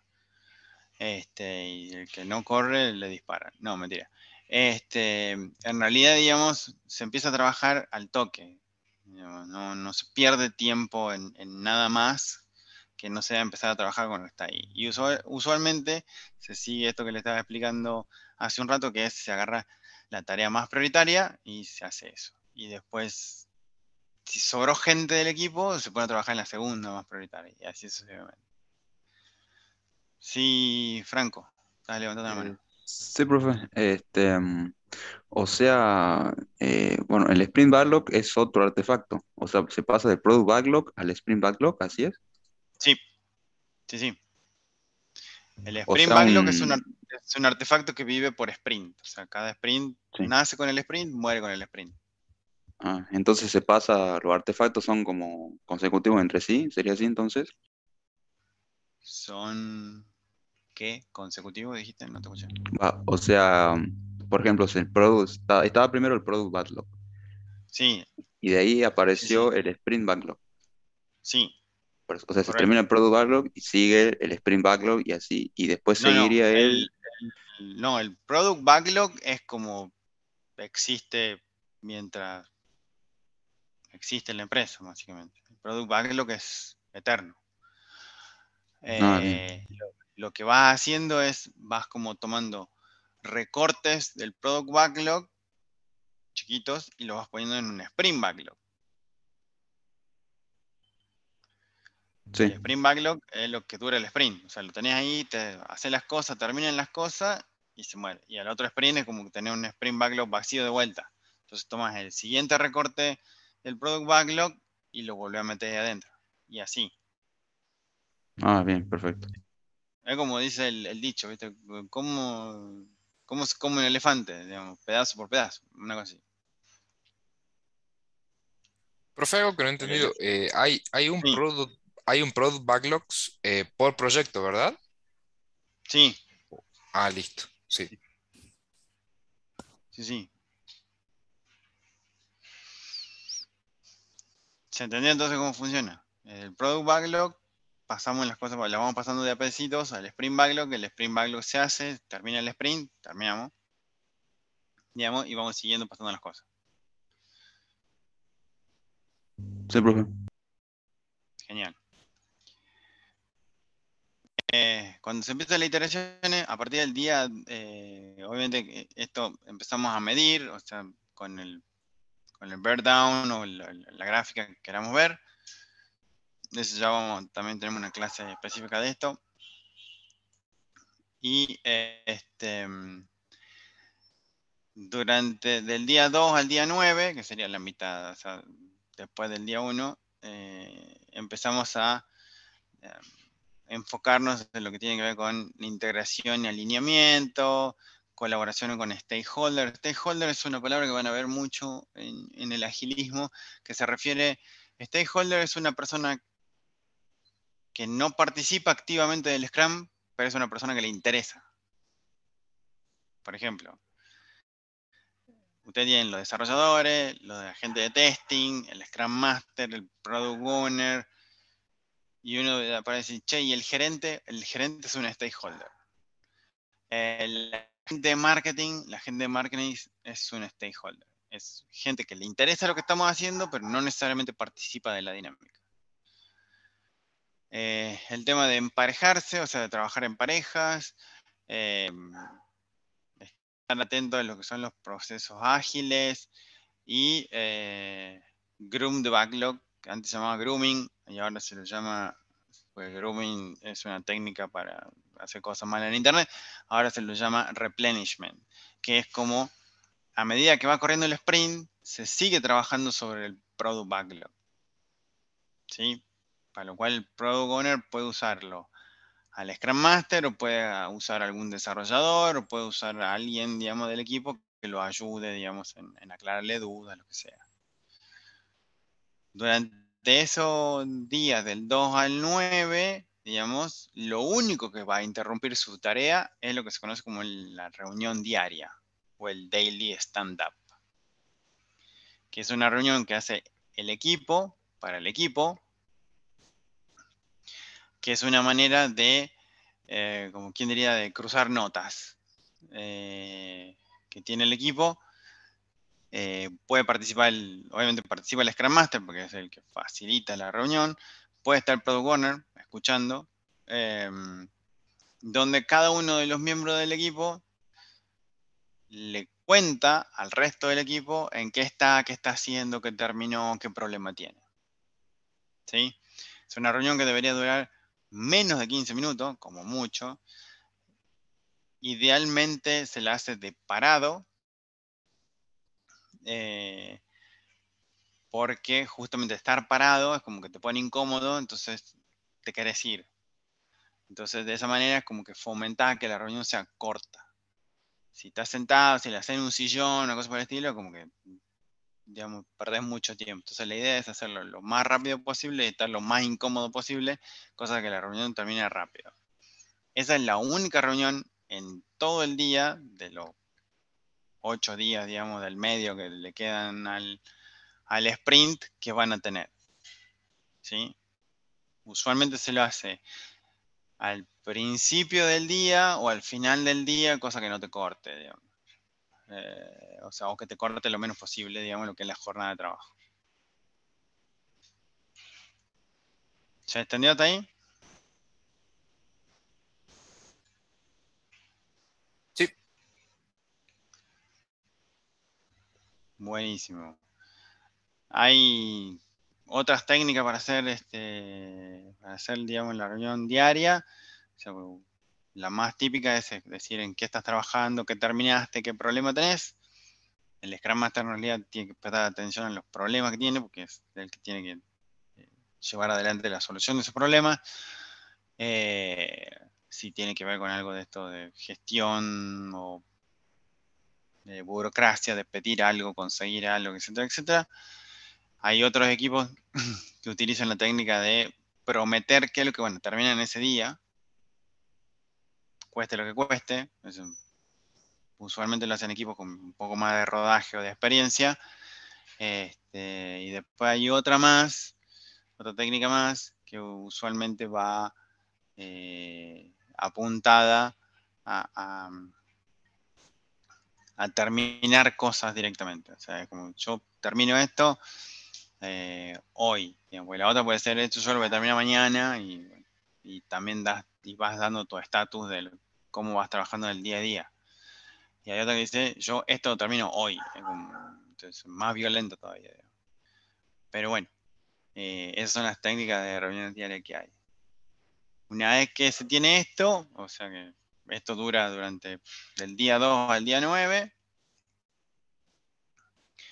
que como les decía, que era para compartir conocimiento, remover impedimentos y identificar riesgos, se llega a lo que es el final del sprint, que ya le cuento en un rato, así hacemos un break ahora que son casi las 8, así no me los desfallecen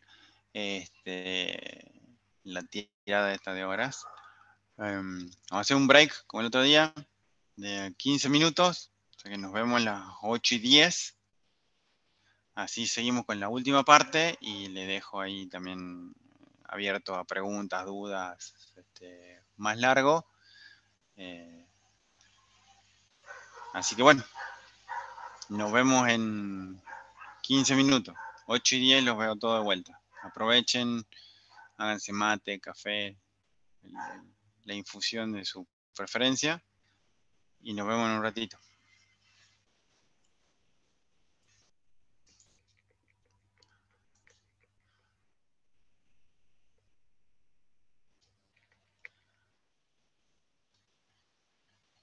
Bienvenidos.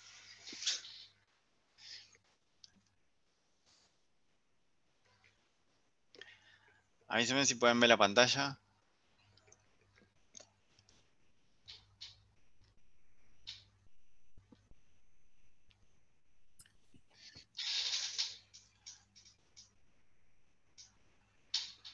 No se ve.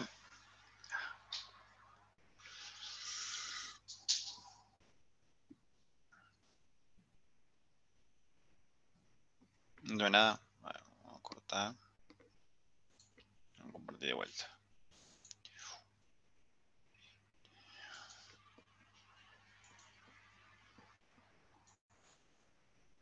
Ahí va de nuevo.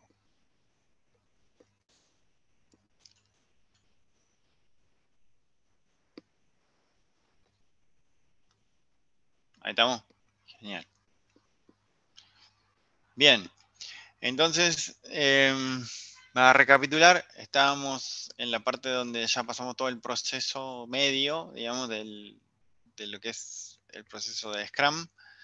Veníamos explicando las ceremonias, que hasta ahora nos llevó un rato largo la parte de planificación, y vimos el daily stand-up, o la reunión diaria, y ahora vamos a pasar al último día de este sprint de 2 semanas, donde tenemos 2 reuniones. Una que es lo que se conoce como Sprint Review, por ahí libros o documentación vieja lo van a ver como la demo, digamos, o algo así. En realidad siempre se llama Review. Y la retrospectiva, que lo voy a tocar medio superficial porque después tengo una clase entera de retrospectiva. Entonces, el Sprint Review es como la comprobación, o esto que le contaba a su compañero hace un rato en la primera parte, a César, que es donde una vez que termina el sprint, digamos, el equipo le muestra o revisa lo que hizo con el PO.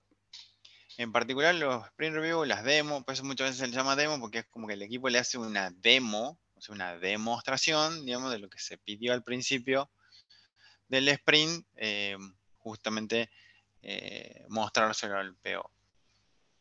El objetivo de la reunión es o sea, la reunión está enfocada al Product Owner, pero cualquier persona puede participar de la demo. Cualquier persona. Viene el de limpieza, quiere ver la demo, lo puede ver. Es como una reunión abierta, por así decirlo. Así que la idea es tratar de contentarlo, que le decía, al product owner con lo que había pedido al principio. Si algo se hizo que no le gustó, el product owner está en su derecho de rechazarlo.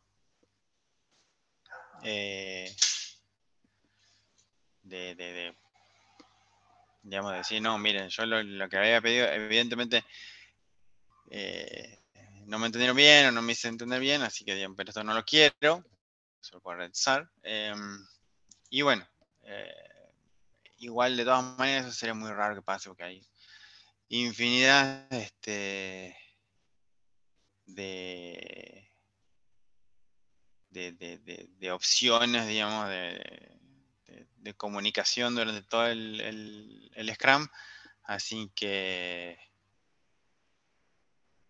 son maneras de evitar de llegar hasta el último día del sprint y que se haya hecho algo, digamos, que el producto owner no le guste. Pero bueno, es una reunión abierta, como le decía recién, pero enfocada para el product owner. ¿Dudas, preguntas hasta aquí?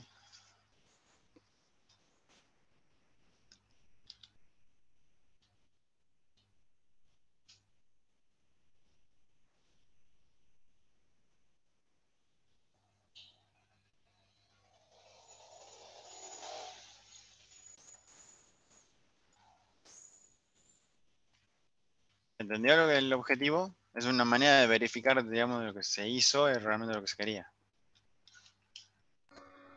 Sí, profe.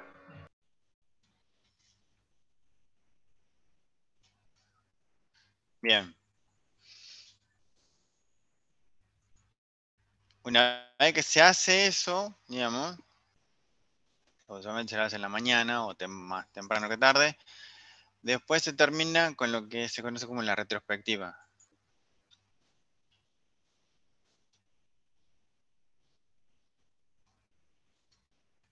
La retrospectiva es una manera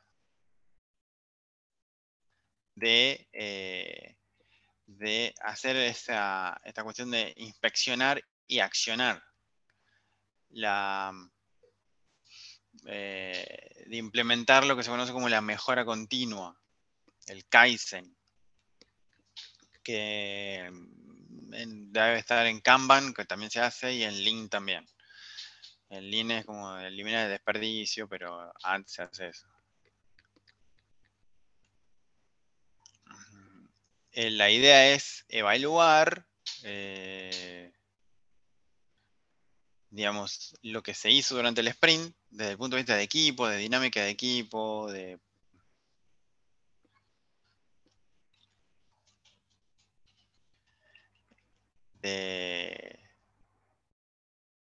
proceso, digamos, no tanto la parte técnica, digamos, sino más bien, digamos, de dinámica de equipo, de cómo funciona el equipo. Usualmente hay una técnica que es la más sencilla, que se aplica, que es, como decía el video que vimos al principio de la clase, digamos, qué se hizo bien, destacar lo que se hizo bien, qué se hizo mal, tratar de identificar qué es lo que se hizo mal, y por último, tomar acciones para corregir eso lo que se hizo mal, digamos, durante el siguiente sprint. Es una reunión abierta, usualmente el Scrum Master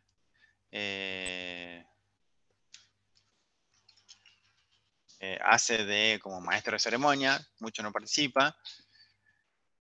La idea es que la retrospectiva sea un espacio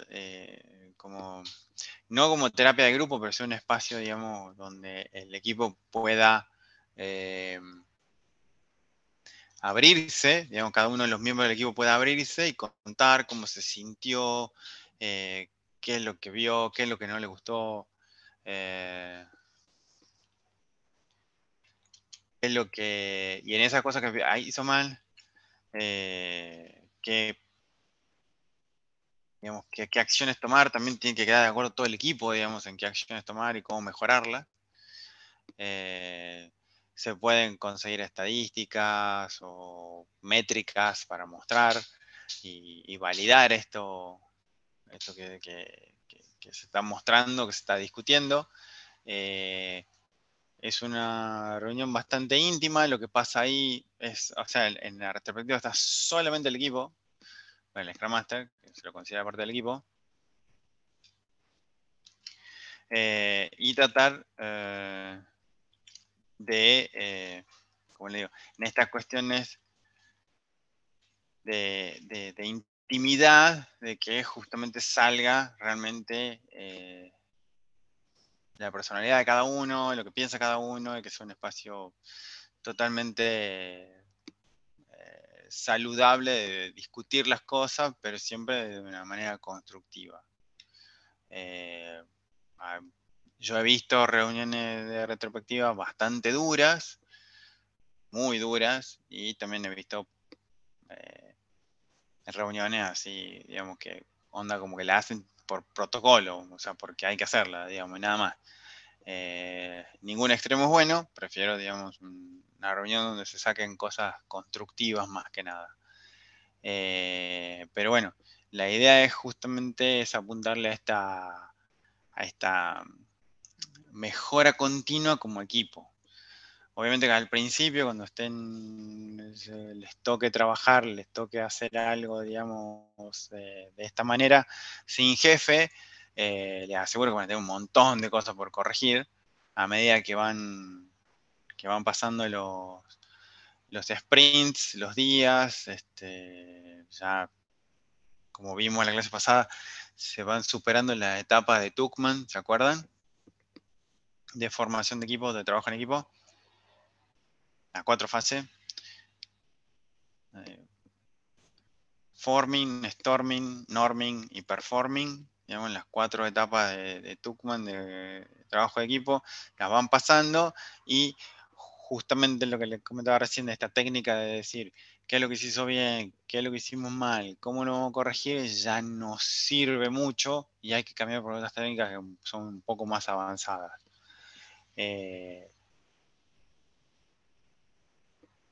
¿Dudas, preguntas hasta acá?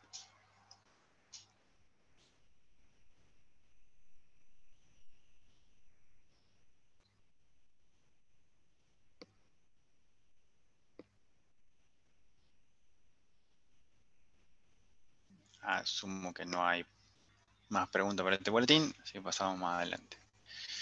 Bien.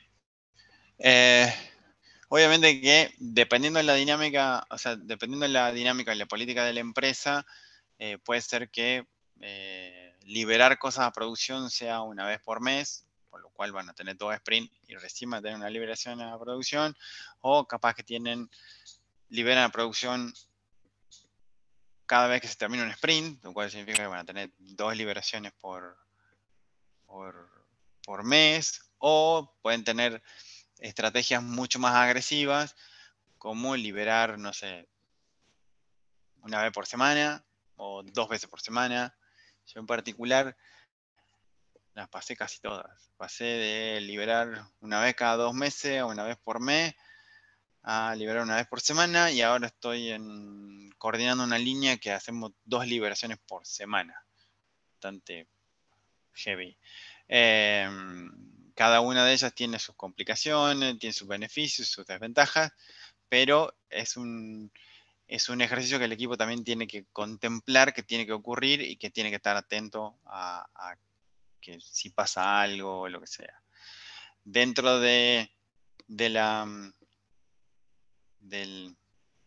ejercicio de la retrospectiva también se pueden proponer, digamos, mejoras, o se puede tratar de cambiar un poco la forma que se trabaja para obtener otro tipo de resultados. Todo eso es charlable, dado que, de vuelta, el equipo no tiene jefe, así que básicamente los miembros del equipo son sus propios jefes, así que, digamos, pueden probar cosas si quieren. Uno de los pilares de Scrum justamente es esta posibilidad de trabajar en el empirismo, o sea, de prueba y error. O sea, probemos esto, si funciona, bien, y si no, el otro sprint lo cambiamos y así sucesivamente. Obviamente que al trabajar dentro de una empresa tenés ciertos lineamientos de los cuales no te podés mover mucho, pero dentro de lo que es la dinámica de equipo, en realidad queda... es algo que en su empoderamiento, porque es una palabra de moda, pueden hacer lo que quieran de esa manera. Y de esta manera, digamos, termina lo que sería un ciclo de 2 semanas de un sprint de 2 semanas dentro de Scrum, como ejemplo, ¿no? El tema de los bugs es todo un tema. Usualmente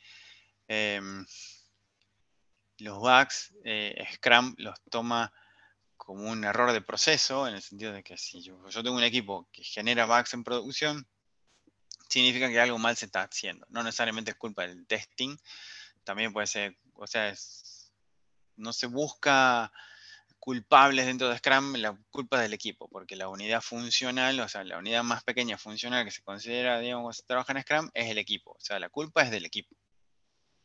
El tema es que si uno libera bugs en producción, el problema es que eso es como el tiro por la culata, porque eso el mismo equipo lo tiene que solucionar.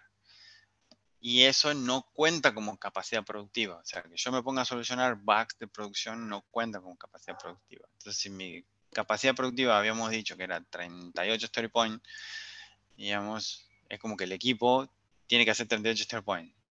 Si yo tengo que solucionar, además de lo que tengo que hacer en 38 story points, tengo que solucionar 2 o 3 bugs que me vienen de producción por sprint, tengo que encontrar la manera de hacerlo todo al mismo tiempo. No puedo darme el lujo de decir, no, para. Me voy a poner a solucionar los bugs y después seguimos. Entonces te quito capacidad productiva porque la tenéis que usar para los bugs. De todas maneras, esta estrategia es un tema de larga discusión, digamos, depende de la empresa, depende de qué valor le dé a las cosas, pero usualmente, digamos, como le dije, tener un equipo que hace muchos bugs no es bueno. También eso sería, que me habían preguntado cómo se medía la productividad de un equipo. También se la mide en este sentido. Más allá de la capacidad productiva, también, digamos, puedo sacar 1000 cosas a producción y me vuelven 900 y, digamos, no sirve tampoco. Entonces, el hecho de tener los bugs controlados es muy importante. Usualmente,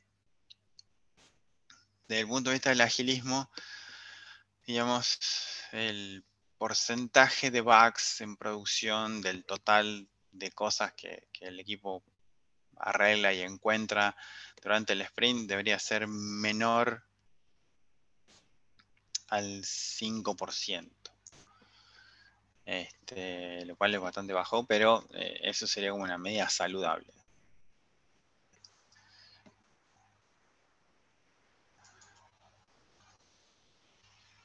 Y ahí está. ¿Dudas, preguntas de todo el proceso en general? Disculpe, profe, recién dijo el 5%. Sí. ¿5% de qué? Sí. Si vos contás los bugs de producción más todos los bugs, digamos, que se corrigen durante el sprint, los bugs de producción tienen que ser menos al 5% del total.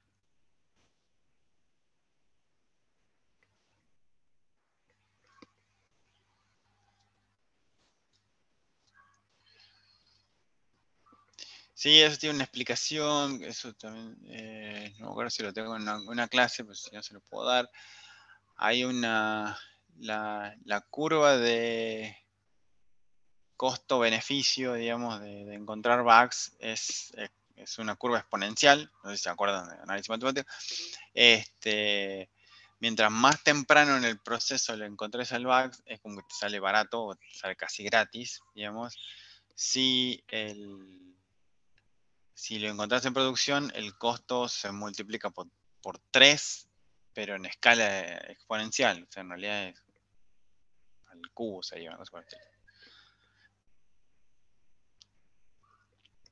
Significa que si lo encontrás en los ambientes de desarrollo, te cuesta 100, ponele, ¿sí? Una cosa. Encontrarlo en producción te cuesta 10.000, no sé. 100%. 1.000.000. 1.000.000. Ya está casi 8,5, hace cálculo exponencial, no es lo mío. Esa es la relación que hay. Entonces es como que inclusive 5 es como la base, es como que 5 como empecemos a hablar, bien, y de ahí hay mucha gente, hay muchas empresas que lo bajan y lo tienen alrededor del 1,5 o el 2%.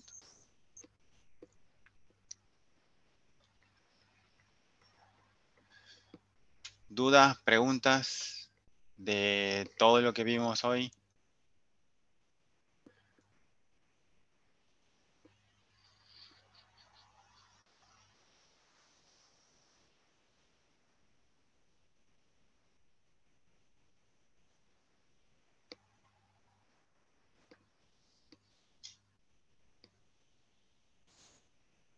¿Nada? Estoy autosuperando, digamos, la capacidad de explicar. Genial.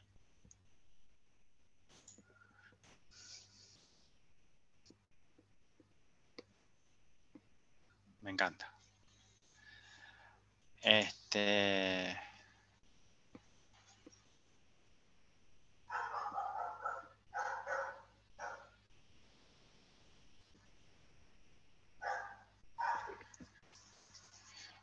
Bien, entonces,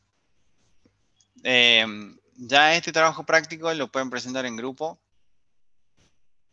Acuérdense que los grupos son hasta 4 personas. Y que pueden ser de A1, de A2, de A3 o de 4. Los grupos siguen la misma dinámica, los pueden subir al aula virtual, a los trabajos.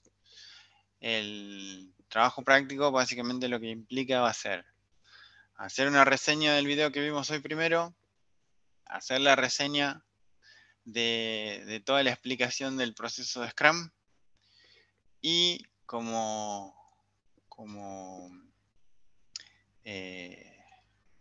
vista preliminar de lo que se viene en la clase que viene, van a hacer un pequeño trabajito o una explicación de qué es Story Mapping. Que se lo escribo en el chat, parece que es una técnica, digamos, de elucubración de requisitos. Estoy hecho una luz con los términos.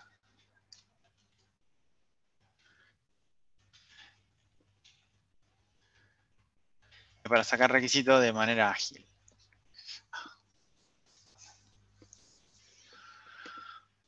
Es una técnica que la vamos a ver más en detalle en la clase que viene, pero para que vayan leyéndola y que cualquier cosa, digamos, traen sus preguntas. El trabajo práctico para la próxima clase que viene, lo que tienen que presentar, subir hasta el lunes de la semana que viene, es la reseña del video que vimos al principio, que ahí está el link si lo quieren rever. Lo de Scrum, completo. Y qué es Story Mapping, para que sí, una reseña rápida. Profe, Sí, pero en el TP que era para hoy también pedía una explicación de Scrum. O sí. sea, yo le agregué muchas cosas de que usted explicó hoy que las borro. Sí, porque era cortito, porque era en realidad de hoy tenían los 4, era XP, Lean, Claro, Lean, Scrum y Canvas. Kanban. Sí, pues yo Sí. le dije, hagan, es más, yo le había hecho como sugerencia, le había hecho, hagan un cuadro sinóptico, términos antiguos si los hay, para mostrar, digamos, cuáles son las diferencias, ventajas, desventajas entre uno y otro. Que era una cosa cortita que había que hacer, digamos, porque eran los 4, porque tenían que leer los 4. Y yo le había dicho también, digamos, de que no se maten, digamos, sobre todo con Scrum, porque esta clase la íbamos a ver con más en detalle, más en profundidad.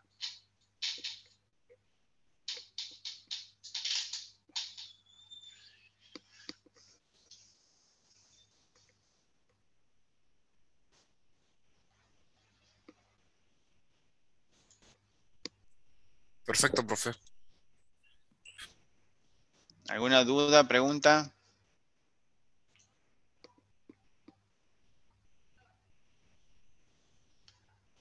¿Está todo claro? Por ahora sí. Por ahora sí. Bueno. Acuérdense que yo les dejo todas las clases al principio, sobre todo aquellos que llegan temprano. Yo les pregunto si tienen duda o pregunta de la clase anterior, me lo pueden hacer. Y si tuvieran algún tema puntual de que, no sé, faltaron a la clase, o no sé, si tuvieron que retirar, o lo que sea, digamos, están los links en el aula virtual para que lo puedan leer, ver, revisar, lo que quieran. Y aún así, si eso les parece poco, no entienden, qué sé yo, me pueden mandar un mail, ¿sí? Al institucional, digamos, de la facu. Mandan un mail ahí, me hacen la pregunta que quieran, yo les respondo por ahí.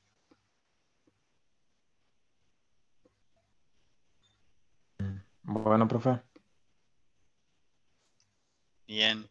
Entonces acuérdense, a partir de este trabajo práctico, pueden presentar en grupo. No me pasen más de 4 personas nada más. Y estamos joya.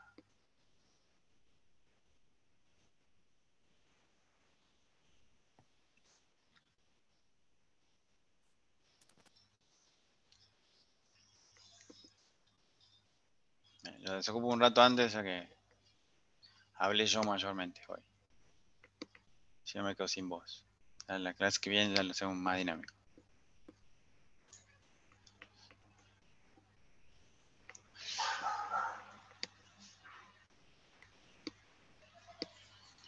A menos que tengan preguntas, el resto queda desocupado. Yo igual me quedo un rato más. Bueno, profe, gracias. Buenísimo, Gracias, profe. profe. Hasta luego. Gracias, profe. Luego, Ya le profe. mando el TP por mail, profe. Bueno, dale. Perfecto, profe, hasta luego. Hasta luego. Hola, profe. Hasta luego.